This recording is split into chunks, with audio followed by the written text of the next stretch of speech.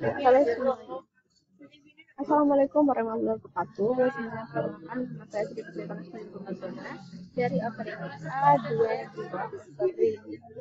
dari A22 yang NIM 22 Ini memahami masalah aktivis dalam Pedagogy Studio.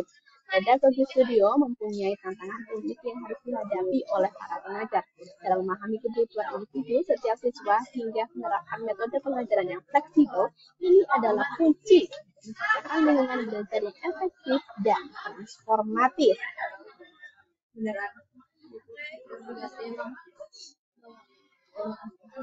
Selanjutnya, apa itu kata pemula dalam menantang asumsi umum? Hindari asumsi umum. Jangan menganggap semua siswa itu berada di tingkat kemampuan yang sama. Jadi setiap individu memiliki latar belakang dan pengalaman yang berbeda-beda. Yang kedua, pentingnya asesmen individu. Ini evaluasi dan pahami kompetensi serta kebutuhan spesifik setiap siswa untuk dapat memberikan bimbingan yang tepat. Yang ketiga, fleksibilitas dalam pengajaran. Adaptasi metode instruksional sesuai dengan profil setiap siswa, bukan pendekatan satu ukuran untuk semua. Selanjutnya, yakni setiap siswa sebagai individu yang unik. Jadi, latar belakang yang beragam. Siswa datang dengan pengalaman, budaya, dan gaya belajar yang berbeda-beda. Kebutuhan pembelajaran individu setiap siswa memiliki tujuan, minat, dan tantangan spesifik dalam proses kreatif mereka. Pendekatan pembelajaran personalisasi ini yakni hindari asumsi umum dan ciptakan lingkungan belajar yang mendukung kebutuhan unik setiap siswa itu. Selanjutnya, menghindari pendekatan satu ukuran cocok semua. Jadi yang pertama, jadi ada 3 tahap. Yang pertama kita harus identifikasi dulu, jadi kenali kebutuhan dan gaya belajar siswa. Yang kedua, diferensiasi, jadi sesuaikan metode pengajaran, materi, dan dukungan berdasarkan profil siswa. Yang ketiga, fleksibilitas, jadi terapkan pendekatan yang fleksibel dan adaptif untuk memfasilitasi pertumbuhan setiap siswa.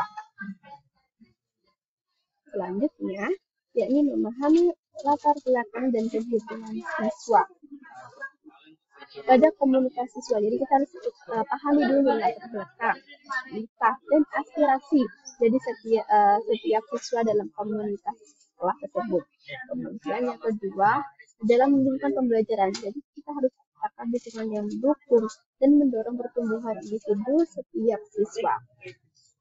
Yang ketiga, berikan umpan balik yang konstruktif dan lakukan evaluasi berkala untuk menilai kemajuan siswa. Yang keempat adalah dukungan pribadi. Jadi kita harus beri perhatian personal dan bantuan yang dibutuhkan agar setiap siswa dapat berkembang secara optimal.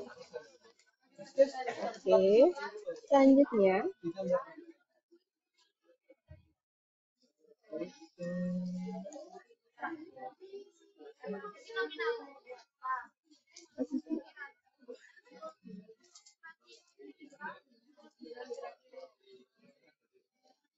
Selanjutnya yaitu menerapkan metode pengajaran fleksibel dan adaptif.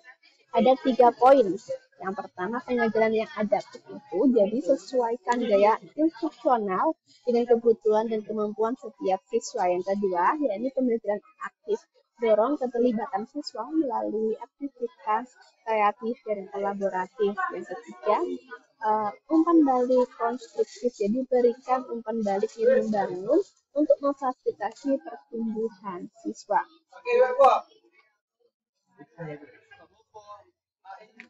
Yang selanjutnya yakni menyeimbangkan aspek kreatif dan praktis dalam pedagogi.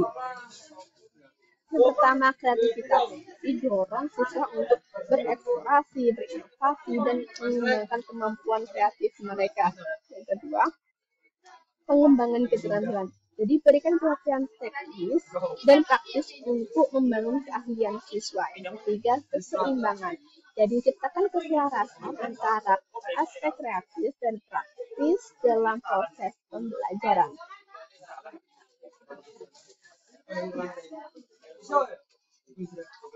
Jadi kesimpulan menuju peningkatan pedagogi studio yang lebih efektif, yakni dengan memahami kebutuhan individu setiap siswa, menerapkan metode pengajaran fleksibel dan menyeimbangkan aspek kreatif dan praktis. Kita dapat menciptakan lingkungan belajar studio yang lebih transformatif dan membantu setiap siswa mencapai potensi terbaiknya. Sekian dari saya. Wassalamualaikum warahmatullahi wabarakatuh.